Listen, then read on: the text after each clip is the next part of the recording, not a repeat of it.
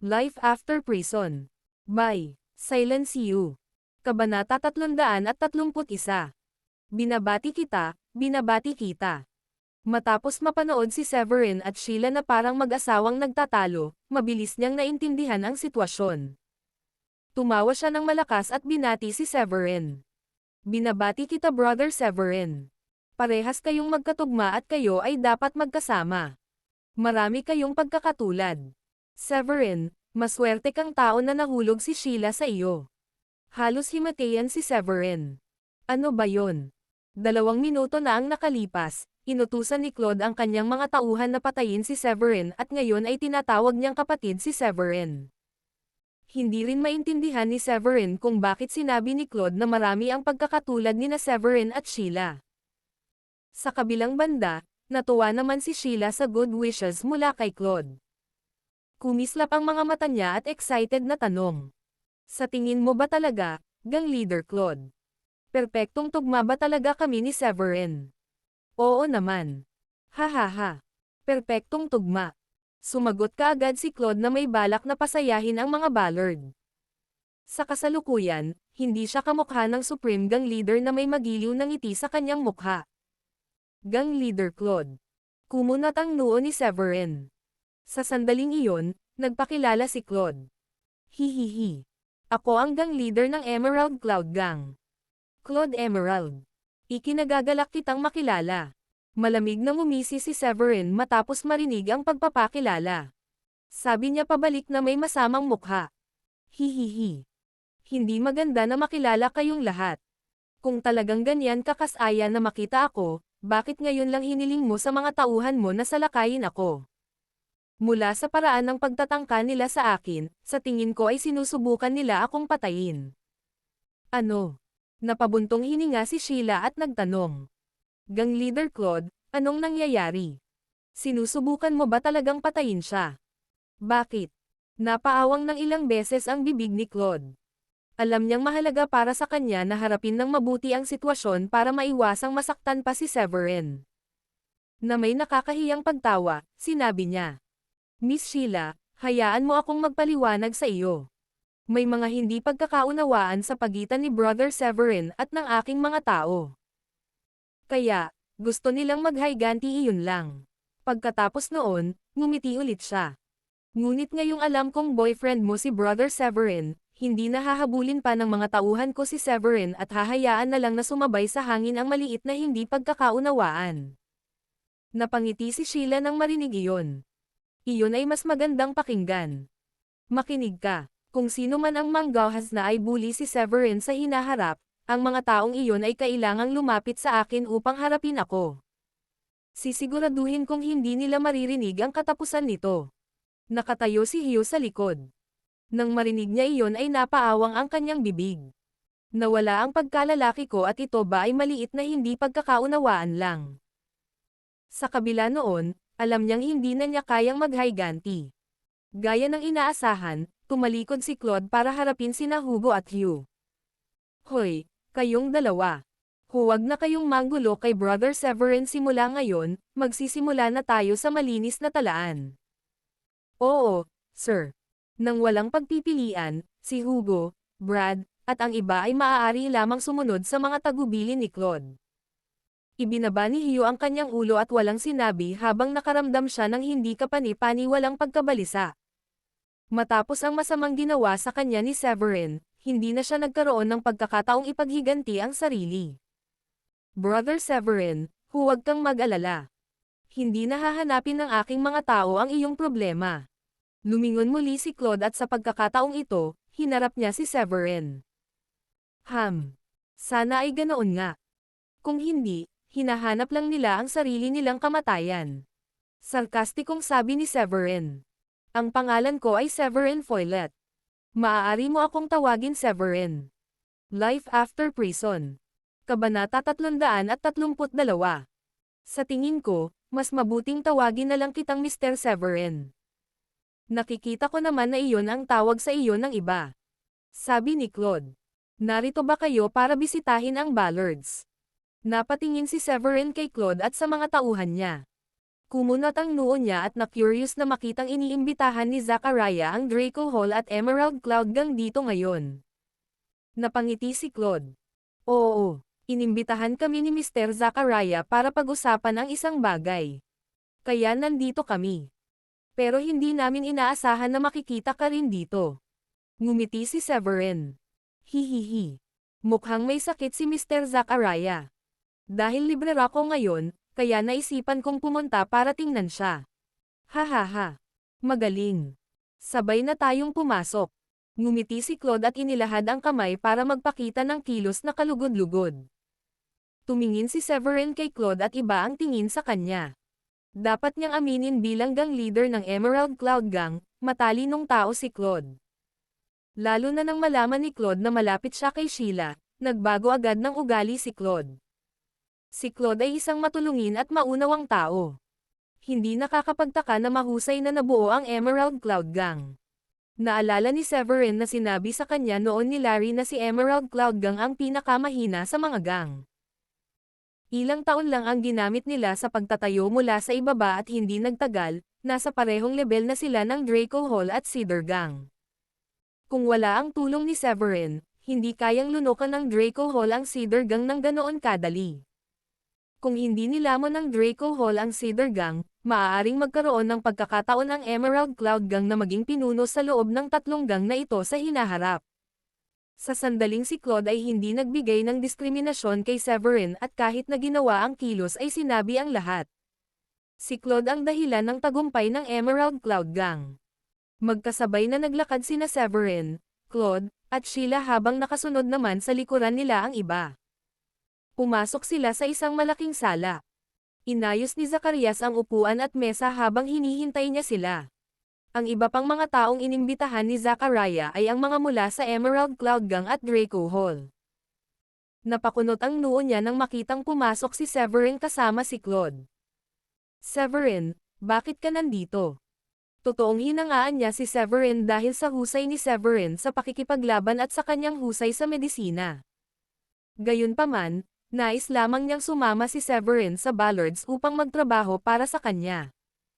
Hindi niya kailanman iisipin na ipakasal si Severin sa kanyang anak. Gayunpaman, mahal na mahal ni Sheila si Severin at nagdulot iyon ng sakit ng ulo para sa kanya. Bago sumagot si Severin, nagpatuloy si Zachariah. Kaya, miyembro ka ng Emerald Cloud Gang. Hindi nakapagtataka na kaya mong lumaban. Hindi ko alam na isa ka sa mga elite fighter mula sa Emerald Cloud Gang na isipan ko pang kunin ka para maging kapitan ng pangkat ng bodyguard ko. Sa tingin ko medyo hindi na nararapat yan sa tanong ko ngayon. Nahihiyang nangumiti si Severin. Mr. Zachariah, hindi ako miyembro ng Emerald Cloud Gang. Sa katunayan, nandito ako para suriin ang katawan mo ngayon. Suriin ang aking katawan. Naging malungkot ang mukha ni Zachariah. Ang dahilan kung bakit niya inimbitahan ang Draco Hall at Emerald Cloud Gang dito ngayon ay para talakayin ang hinaharap na relasyon sa pagitan ng Brookbourne Mansion, Draco Hall, at Emerald Cloud Gang. Parang mali ngayon nang marinig na pumunta si Severin dito na may balak na suriin ang katawan niya ngayon. Bukod dito, wala siyang naisip na mali sa kanyang katawan maliban sa paminsan-minsang pamamanhid ng kanyang mga paa. Sa katunayan, nagpa-body check pa siya ilang araw lang ang nakalipas. Ang sabi ng doktor ay ayos lang siya kaya bakit nandito si Severin para suriin ang kanyang katawan. Napaisip siya saglit at malamig na tumikim. Hihihi. Severin, akala ko talaga miracle doctor ka. Mayroon kang isang mahusay na kahangahangang medikal na kasanayan ngunit hindi ka tulad ng isang etikal na doktor. Kumunat ang noo ni Severin. Hindi isang etikal na doktor. Anong ibig mong sabihin dyan? Sa totoo lang, bihira akong manggamot ng mga pasyente at iilang pasyente lang ang ginagamot ko. Pero bawat isa sa kanila ay sobrang nasiyahan sa akin at lahat sila ay gumaling. Kaya bakit mo sinasabing hindi ako etikal na doktor? Pagkasabi niya nun, lumaganap ang galit sa kanya. Bilang isang doktor, malaking bagay kapag may nagsabi na siya ay isang etikal na doktor. Ito ay mas seryoso kaysa sa pagsasabing ang kanyang medikal na kasanayan ay hindi katumbas ng halaga. Higit sa lahat, hindi siya kailanman manloloko. Ang layunin niya ay iligtas ang mga tao nang magpasya siyang matutong maging isang doktor. Hindi dahil gusto niyang manakit ng tao. Life After Prison. Kabanata 333. Tumawa si Zachariah. Malaki na ang kinita mo noong pinagamot mo ang ulo ng mga langhorn. Tapos nabalitaan ko rin na malaki ang kinikita mo noong pinagamot mo si Madam Jody ng Zalancos. Oo, sinasabi nga nakakaiba ang iyong medical skill. Natigilan siya saglit bago nagpatuloy sa pagsasalita. Pero hindi ba napaka-unethical na pumunta ka para lokohin ako dahil lang sa gusto mong makinabang para sa akin? Lokohin kita. Hihihi. Nakakatuwa. Hindi ako yung tipo ng tao na magbibiro kapag ang bagay na pinag-uusapan ay buhay o kamatayan. Napangisi si Severin at mas lalong nalungkot. Sa kabilang gilid, si Hugh ay lihim na natutuwa nang papasok na sa away sina Severin at Zachariah. Ang tanging dahilan ni Claude na hindi sila pinahintulutan na maghayganti ay dahil lamang sa malapit sa isa't isa sina Severin at Sheila. Kung nagkaroon ng pagbagsak si Severin sa Ballards o nagalit man lang kay Zachariah, hindi na kailangang mag-ingat pa si Claude kay Severin. Sa oras na iyon, oras na para pumunta si Severin sa impyerno. Buhay o kamatayang usapan. Alam na alam ko ang katawan ko. Walang mali sa katawan ko. At nagpa-check up ako 2 araw lang ang nakalipas. Sabi ng doktor ayos lang ako. Kaya paano ako magkakasakit? Tumawa si Zachariah. Upang pigilan ang kanyang anak na magkaroon ng pagmamahal kay Severin, tumalikod siya upang harapin si Sheila. Sheila, tingnan mo siya. Manloloko siya. Kailangan mong lumayo sa mga ganitong klase ng tao. Tatay. Anong pinagsasabi mo? Hindi siya manloloko. Galit na galit si Sheila. Sabi niya habang nagngangalit ang mga ngipin. Tatay, hayaan mo lang siyang suriin ang iyong katawan. Paano kung mayroon kang isang uri ng sakit na hindi matuklasan ng ospital? Gayunpaman, hindi napaniwala si Zachariah. Paano ito posible? Pumunta ako sa pinakamagandang ospital sa lungsod. Sa palagay mo ba ay hindi matutuklasan ng ospital kung may sakit ako o wala?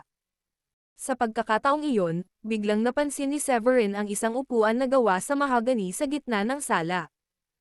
Ang upuan ay mukhang napakahusay. May 2 dragon head statues sa magkabilang gilid ng hawakan ng upuan. Ang mga dragon ay nangangagat ng Dragon Ball sa kanilang bibig. Kung titingnang mabuti, ang mga Dragon Ball na iyon ay mga makinang na perlas. Napansin ni Zachariah na tahimik si Severin at natuklasan niyang nakatingin si Severin sa kanyang mahagani chair. Ngumisi siya. Ha? Ano sa tingin mo? Ang upuan na ito ay tinatawag na Double Dragon Throne Chair. Ibinalik ito sa akin ng kapatid ko mula sa ibayong dagat. Pag-aari daw ito ng isang hari noong unang panahon. Hahaha. Sa tingin ko, wala nang sino man ang maaaring magkaroon ng katulad na upuan sa lungsod na ito. Huminto siya at inayos ang sarili. Hindi. Sa palagay ko hindi ka makakahanap ng isa pa sa buong bansa. Agad namang humakbang si Claude. Ang Double Dragon Throne Chair na ito ay mukhang napakaganda. Ang mga estatwa ng ulo ng dragon ay mukhang totoo. Sa palagay ko ay walang sino man ang madaling maging karapat-dapat na magkaroon ng ganoong upuan.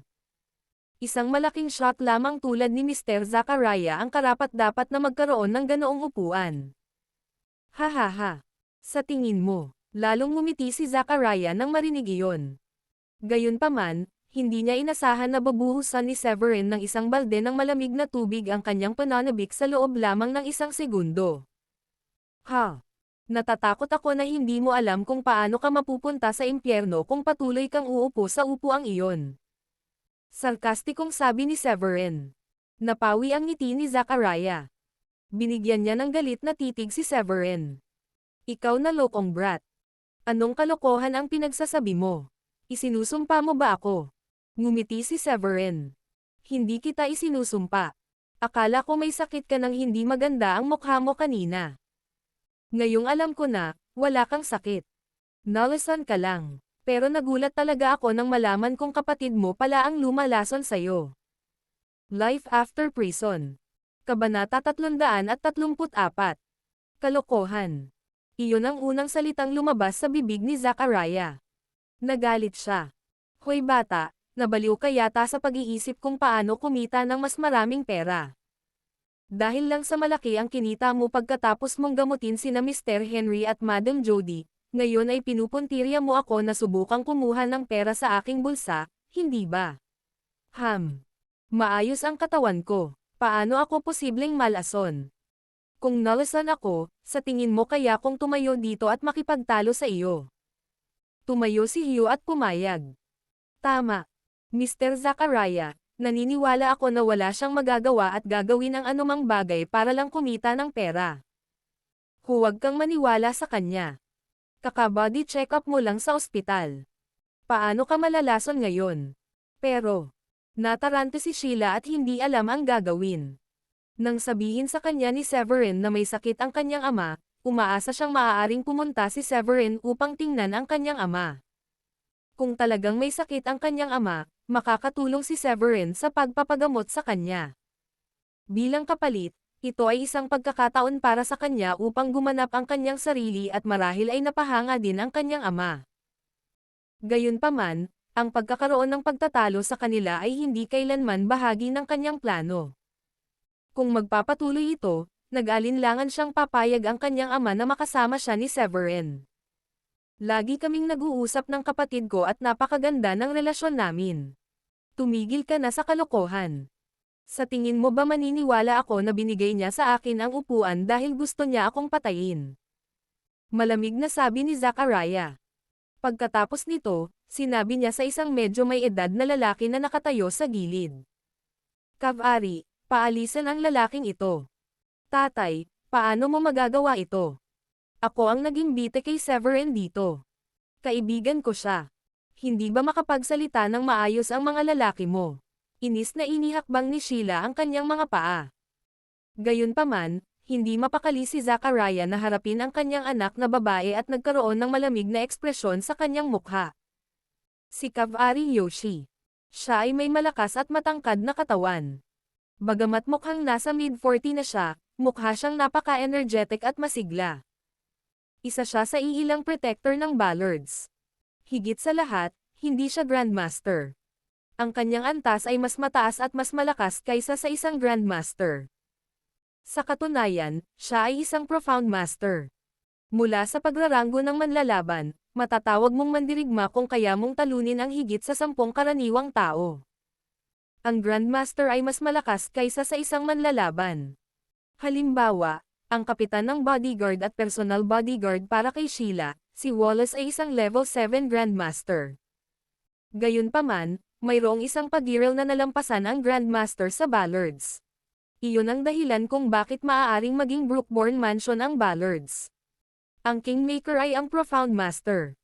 Napakalakas ng pag-iral ng Profound Master na kahit 3 o 4 na level 9 Grandmaster ay hindi siya kayang talunin.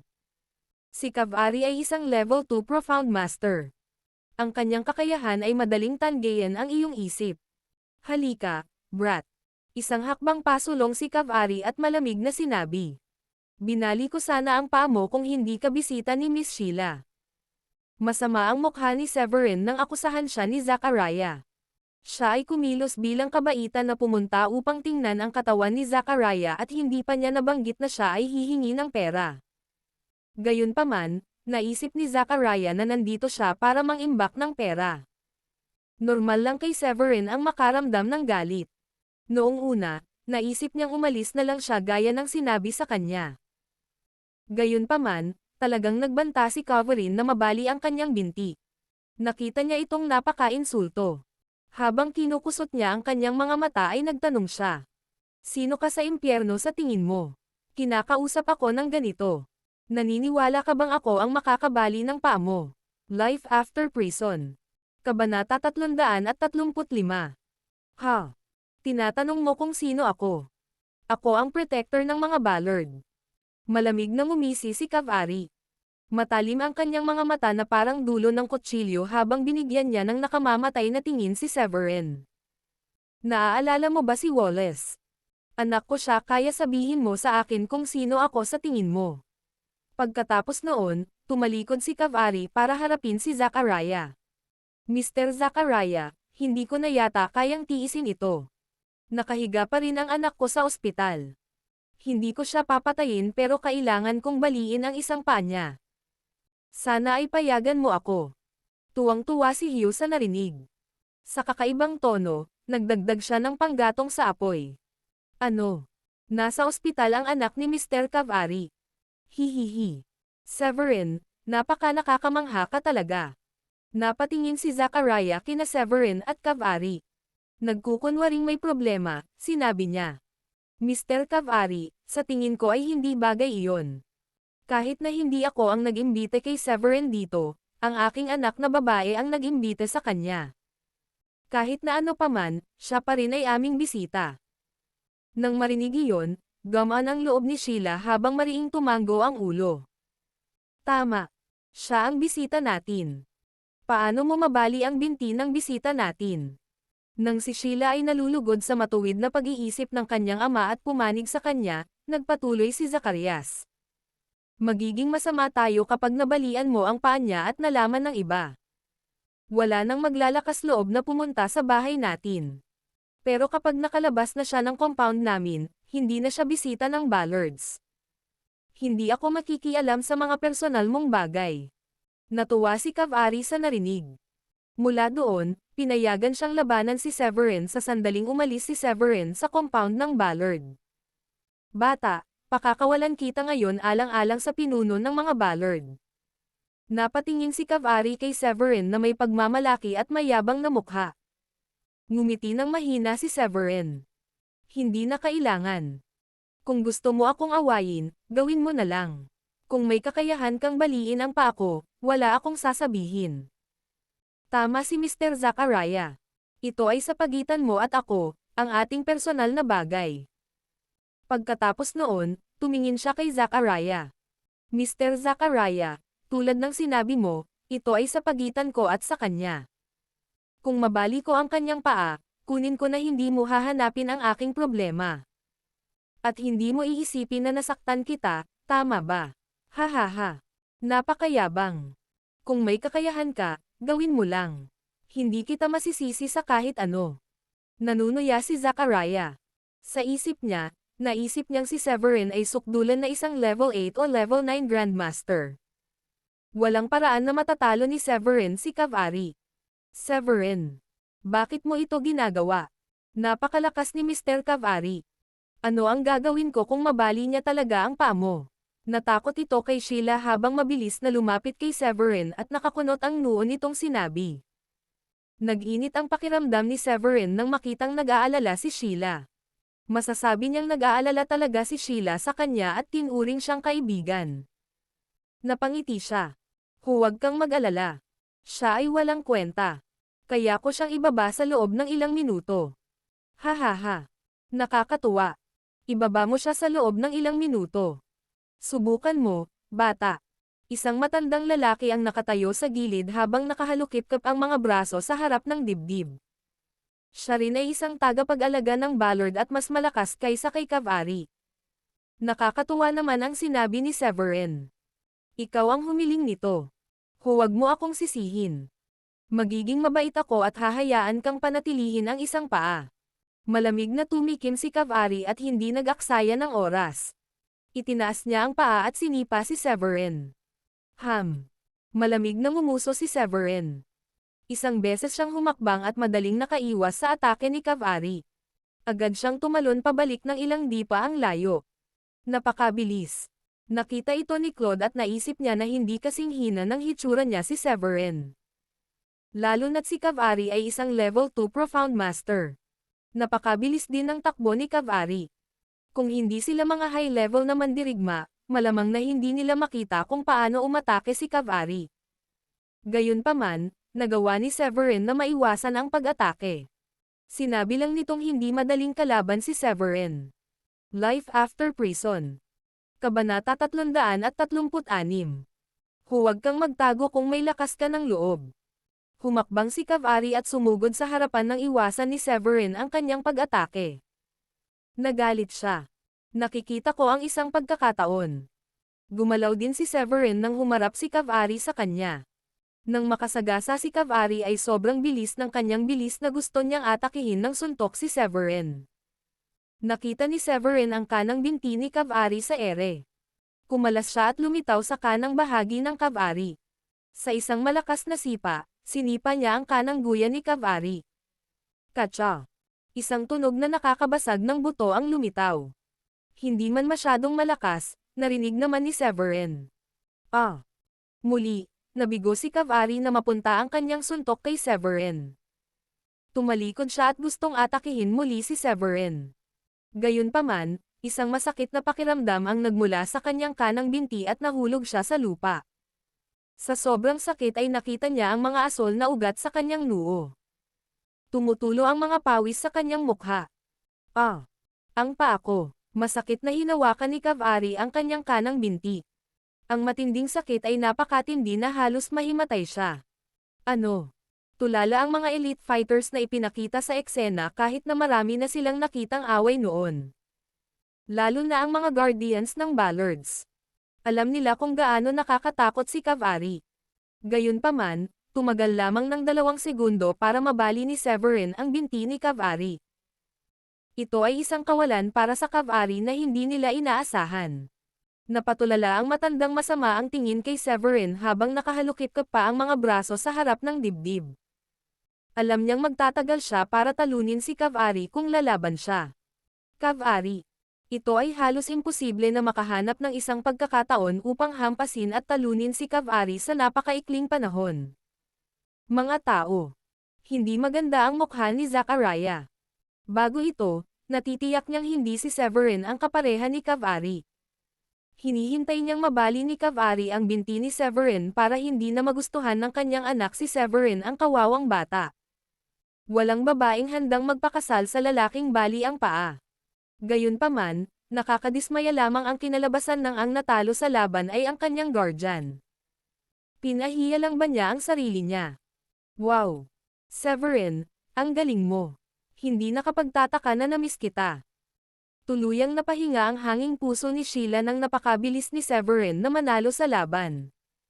Nilapitan niya ito at ginamit ang mga mata na humahanga sa kanya. Hindi nagtagal, tumakbo ang maraming bodyguard sa loob at hindi alam ang nangyari. Tumingin si Severin kay Cav-Ari at sinabing, "Huwag kang mag-alala. Hindi ko ginamit ang lahat ng kapangyarihan ko. Nabalian ka lang ng buto. Gagaling ka pagkatapos ng ilang buwan kung pupunta ka sa ospital ngayon." Sa puntong ito, huminto siya at gumamit ng mahinahong tono para magsalita. Hindi ko lubos na nabali ang paa mo at ginawa kang may kapansanan kaya't ituring mo ito bilang isang aral. Huwag kang maging mapagmataas na tao. Isa ka palang level 2 Profound Master. Hindi sapat para sa iyo na maging napakahusay at makapangyarihan.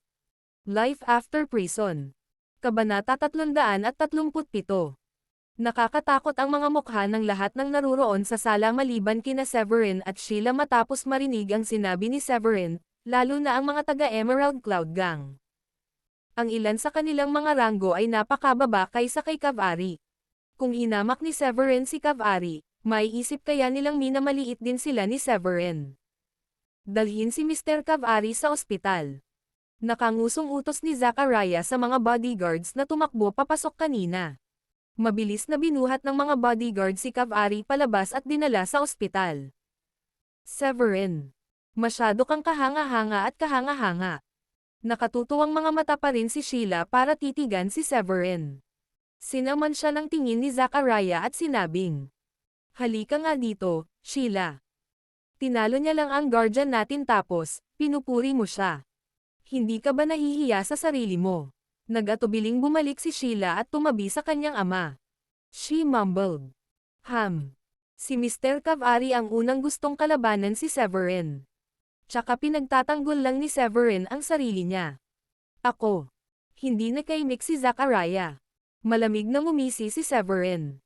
Mr. Zachariah, kung hindi ka maniniwala sa akin at ipagpipilitan mo na nandito ako para linlanggan ka para makakuha ng mga benepisyo, aalis na lang ako. Batay sa aking palagay, medyo marami ka ng lason sa katawan mo ngayon.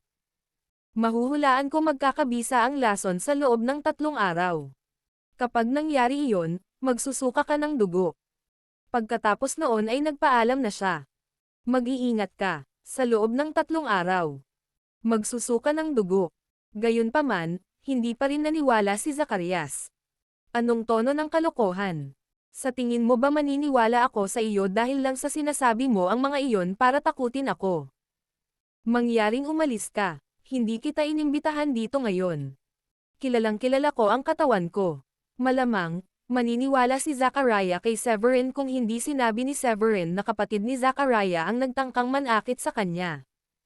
Nang sabihin ni Severin na nalasan ang upuan, hindi makahanap ng dahilan si Zachariah para maniwala kay Severin. Higit sa lahat dahil siya ay palaging mabuti sa kanyang mga kapatid mula pa noong sila ay maliit. Proud siya sa upuan na binigay ng kapatid niya. Mula nang dumating ang upuan, maraming buwan na siyang nakaupo dito. Tuwing may bisita sa bahay, tiyak na ipapakilala niya ang mga ito sa kanyang upuan dahil talagang ipinagmamalaki niyang pagmamay-ari ang upuan. Kaya, natitiyak niyang scammer si Severin nang sabihin ni Severin na sinusubukan siyang patayin ng kanyang kapatid. Palam. Nasabi ko na ang lahat ng dapat sabihin. Hindi mapakali si Severin na magsayang ng oras at umalis na lang. Hoy! Sandali. Sabay tayong mamili. Susundan na sana ni Sheila si Severin nang paalis na si Severin. Sheila! Bumalik ka na dito. Malakas na sigaw ni Zachariah at pinatigil si Sheila sa kinaroroonan niya. Life After Prison. Kabanata 338. Pinagmasdan ni Sheila ang pag-alis ni Severin. Lumingon siya at galit na tumingin kay Zachariah. Tatay! Paano mo magagawa iyon? Sa totoo lang, hindi mo siya inimbitahan ngayon dito. Pero ako ang nag-imbita sa kanya. Siya pa rin ang bisita natin. Paano mo nagagawang makipag-usap sa mga bisita natin sa ganoong paraan? Bukod doon, sa tingin ko hindi ko si Severin ay isang taong mahilig magsalita ng kalokohan. Malamig na ngumisi si Zachariah. Tapos sinasabi mo bang papatayin ako ng tiyuhin mo? Papatayin ako gamit ang upuan na iyon. Anong biro? Ilang buwan na akong nakaupo sa upuan na iyon at walang nangyari. Tapos pumunta siya rito at sinabing sinusubukan akong patayin ng tito mo gamit ang upuang ito. Paano mo ako gustong maniwala dyan?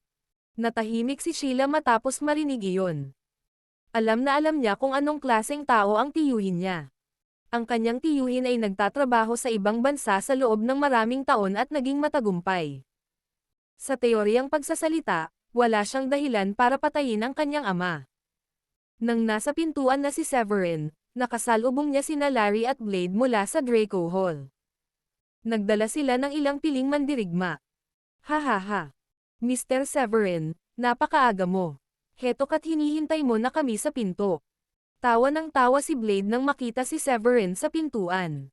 Dahil ayaw ibunyag ni Severin ang kanyang pagkakakilanlan, walang pagpipilian si Blade kundi tawagin siyang Mr. Severin.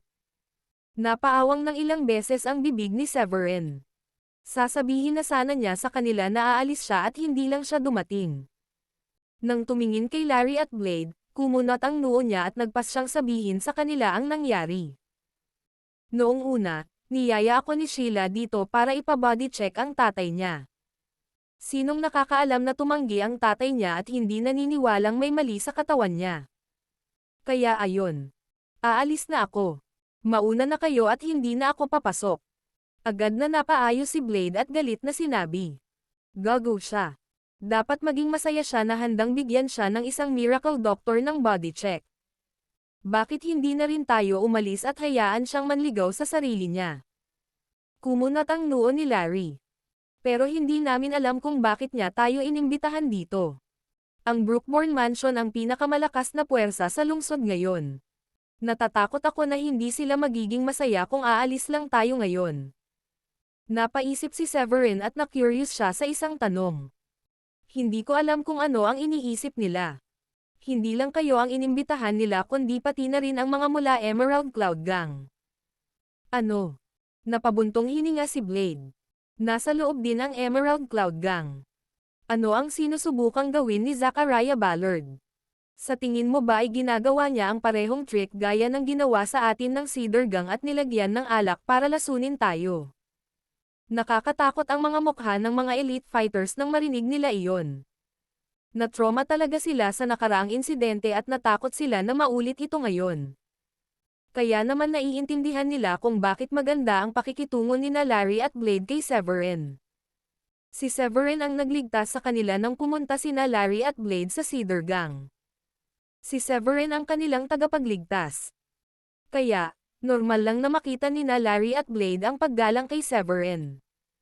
Kinagat ng isang matandang lalaki ang kanyang labi at naglakad pasulong. Mr. Severin, sana makasama ka sa amin. Isa kang miracle doctor at masasabi mo kung nilagyan nila ng lason ang pagkain o inumin sa isang tingin lang. Mas ligtas para sa amin. Tumingin si Larry kay Severin at tumango. Tama. Hindi namin matiyak kung sinusubukan ni Zachariah na sirain kami at ang Emerald Cloud Gang ng sabay-sabay sa pamamagitan ng pag-imbita sa amin dito. Bagamat ang aming negosyo ay pangunahing mga bar, internet cafe, at massage parlor, hindi kami kailanman nakikitungo sa anumang ilegal na bagay. Tumango rin si Blade bilang pagsang-ayon. Iyon na nga lang. Sinisikap niyang sirain tayo sa isang pagkakataon at ang Brookborn Mansion na lang ang natitira sa lungsod na ito. Walang maglalakas loob na tumawid sa kanila sa hinaharap. Ngumiti ng mapait si Severin. Sige. Nagtataka din ako kung bakit niya kayo inimbitahan ng Emerald Cloud Gang dito ngayon. Sasama ako sa inyo. Kung tatanungin niya ako, sabihin mo lang miyembro ako ng Draco Hall. Hindi mo na kailangang magpaliwanag masyado. Oo, kapag kasama ka namin, mas ligtas kami.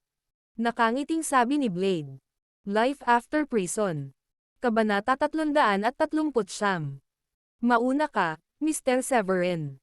Lumakad sina Larry at Blade sa harapan at gumawa ng isang nakaka-welcome na galaw. Para sa mga may matalas na mata at masikasong personalidad, madaling matuklasan na nasa gitna si Severin. Samantalang sina Larry at Blade ay naglalakad sa tabi niya. Maya-maya, napansin ni Severin na hindi tama ang pagkakalagay niya. Agad niyang niyaya si Larry at Blade sa harapan. Pangunahan mo pakiusap. Nagpalitan ng tingin sina Larry at Blade at awkward na ngumiti bago sila pumunta sa harapan. Sa kaibuturan ng kanilang puso, kinilala nila si Severin bilang kanilang pinuno. Kaya, sila ay kumilos ng magkaugnay. Hello, Mr. Larry. Mangyaring pumasok ka. Sinalubong ni Zachariah si Larry nang makita niya si Larry at ang iba pa na papasok. Hello, Mr. Larry. Bati din ni Claude. Gayunpaman, mabilis nilang napansin na nasa likod ni Larry at Valdez si Severin. Agad na nagyelo ang ngiti sa kanilang mga mukha. Ha! Hello, Mr. Zachariah and Mr. Claude. Ngumiti din si Larry at binati sila. Tumingin si Zachariah kay Severin at sinabi. Hoy Severin, bakit ka nandito? Di ba kanina pa kita hiniling na umalis? Sinabi ko na sayo na wala akong sakit at hindi mo na ako kailangan gamutin. Tatay. Tumigil ka nga. Sigurado akong wala siya dito para tretuhin ka. Nami-miss na yata niya ako at bumalik para hanapin ako. Nahihiyang sabi ni Sheila. Hindi nakaimik si Zachariah. Iniisip niya kung may makakatulong sa kanya para gisingin ang kanyang anak. Talagang ayaw niyang makasama ang anak niya kay Severin. Oo, mahusay na lumaban si Severin at alam ang mga kasanayang medikal. Gayunpaman, naisip niya na ang kanyang anak na babae ay dapat kasama ng isang tao mula sa first-tier upper-class na pamilya o marahil ang anak ng Riversen Mansion. Iyon ay ang pinakamahusay na mga taong makasama. Minsan na niyang nakilala ang Young Master ng Riversen Mansion. Ang Young Master ay isang gwapo at talentadong binata. At si Riversen ay hindi bababa sa 3 beses na mas malaki kaysa sa Brookborn.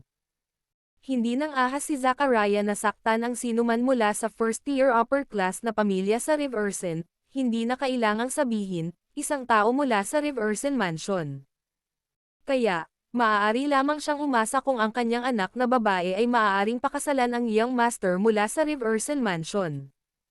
Tumigil ka. Pinandilatan niya ang kanyang anak at pakiramdam niya ay siya ang nag-spoil sa kanya. Sheila pouted at hindi mapakali sa kanyang ama.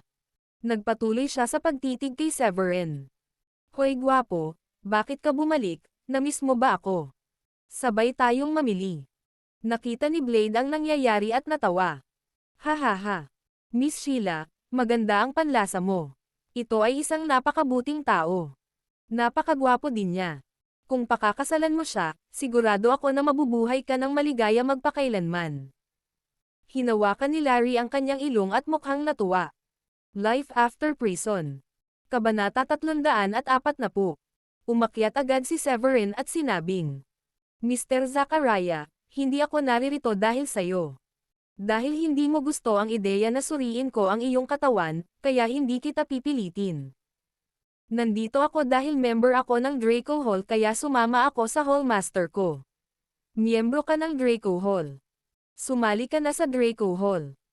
Nagulat si Claude at napaawang ng ilang beses ang bibig. Mula sa away na nasaksihan nila ngayon, hindi nila masabi kung ano ang rankings ni Severin. Ang tanging bagay na maaari nilang tiyakin ay si Severin ay hindi bababa sa isang level 3 o level 4 na Profound Master. Siguradong nagtataglay si Severin ng isang nakakatakot na malaking lakas. Kung ang isang tulad niya ay sumali sa Draco Hall, nangangahulugan iyon na nakakuha lang ang Draco Hall ng isang mas malakas na manlalaban. Sa lahat ng oras, nag-aalala si Claude na sirain ng Draco Hall ang Emerald Cloud Gang ay lumalakas ang Draco Hall. Lalo siyang nag-alala matapos malaman na miyembro ng Draco Hall si Severin. Malungkot ang mukha ni Zachariah. Katulad ni Claude, nag-aalala siyang lumalakas ang Draco Hall. Kaya naman inimbitahan niya sina Draco Hall at Emerald Cloud Gang na magtipon dito ngayon para pag-usapan ang hinaharap. Hindi niya alam, miyembro pala talaga ng Draco Hall si Severin. Hahaha. Oo, si Mr. Severin ay bahagi ng Draco Hall. Lubos kaming ikinararangal na makasama siya sa amin. Tumawa si Larry at inamin na isa si Severin. Kung ganoon nga, malugod siyang tinatanggap na maging bisita ko rin. Kinagat ni Zachariah ang kanyang mga ngipin at pinilit na kumalma. Ibinigay niya ang kanyang tagubilin sa kanyang tagapaglingkod. Dalhin ang mga upuan. Maya-maya, nakaupo na sila sa dalawang linya. Nilaibat ni Zachariah ang paligid. Mr. Larry, Mr. Claude. Tulad ng alam mo na ito ay nagiging mas mahirap sa ngayon. Ang mga kita ng mas mataas na klase ng pamilya ay nabawasan din ng malaki at gayon paman, kailangan nilang magbayad ng buwis sa Brookbourne Mansion. Sa lahat ng mga oras na ito, kayo ay hindi nakatali sa mga patakarang ito. Tama ba ako? Napakunot naman ang noo nila Larry at Claude nang marinig iyon. Tila babayaran din sila ni Zachariah ng buwis sa Brookbourne Mansion. Gaya ng inaasahan, nagpatuloy si Zachariah. Napakabilis at napakahusay din ninyong lumawak, sana ay matutunan ninyong dalawa ang isa o dalawang bagay mula sa mas mataas na klase ng pamilya at magbayad din sa amin ng ilang buwis. Galit na sabi ng isang matandang lalaki mula sa Emerald Cloud Gang. Mr. Zachariah, ito ay palaging unspoken mga patakaran na kami sa Underground Force ay hindi lalampas sa hangganan sa mga upper class na pamilya. Hindi namin hinahanap ang problema mo at hindi mo hinahanap ang problema namin. Sa tingin ko ay hindi ito nararapat kung hihilingin mo kaming magbayad ng buwis ngayon. Hindi masaya si Zachariah. Kahit na noon pa at pinag-uusapan natin ngayon. Kailangan nating makita ang mga bagay mula sa ibang paraan, hindi ba? Isang guardian ng Ballard ang nagpahayag. Lahat, didiretso ako sa punto. Ang ilan sa mga underground force sa ibang mga lungsod ay naging masyadong malakas at sinira ang mga mansyon ng kanilang mga lungsod. Pagkatapos ay ginawa nila ang kanilang sarili na may-ari ng lungsod. Nangyari ito noon. Kaya nga nag-aalala kami sa iyong pag-iral sa lungsod. Hinihiling lang namin sa iyo na mag-ambag ng maliit na bahagi ng iyong kita. Sa ganitong paraan, makatitiyak kami at magkakasamang mabuhay. Kumunat ang noo ni Claude. Alam niyang kung papayag siya, hinding-hindi hahanapin ng Brookbourne Mansion ang problema nila sa hinaharap. Bukod dito, mapoprotektahan pa sila ng Brookbourne Mansion. Sa ganoong paraan, magiging mahirap para sa Draco Hall na sirain sila. Bagamat kailangan niyang isakripisyo ang bahagi ng kanilang kita, ito ang pinakamagandang pagpipilian para sa Emerald Cloud Gang ngayon. Pinakamahalaga, ipinakita lamang nito na may intensyon si Draco Hall na palitan ang Brookbourne Mansion at naging pinakamalakas na puwersa sa lungsod kung tumanggi sila pagkatapos pumayag si Claude na magbayad ng buwis. Kung nangyari iyon, tiyak na may gagawin ang Brookborn Mansion sa Draco Hall. Noon, ang kailangan lang niyang gawin ay tumayo sa gilid at panoorin ang Draco Hall at Brookborn Mansion na nakikipaglaban dito. Sa isiping iyon, ngumiti siya at sinabing, "Hindi ako makasariling tao. Hindi ko kailangan ng maraming pera, sapat lang para mapanatili ang operasyon ng Emerald Cloud Gang. Kung hindi masyadong malupit ang kahilingan ni Mr. Zachariah, papayag ako."